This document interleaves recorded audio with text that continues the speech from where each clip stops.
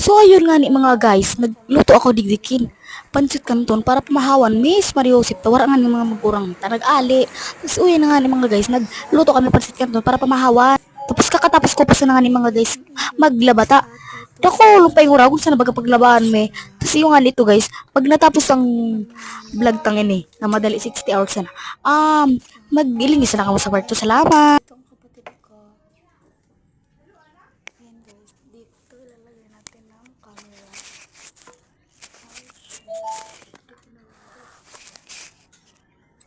Tapos mga guys, nandito yung kapatid ko, tigpiling ko bata, nagasayo-sayo, magkaroon mo pasaliyon maniniyo. Kasi manapasalikan tugang ko, tigpiling ko na sa nalugod na kay Rakman.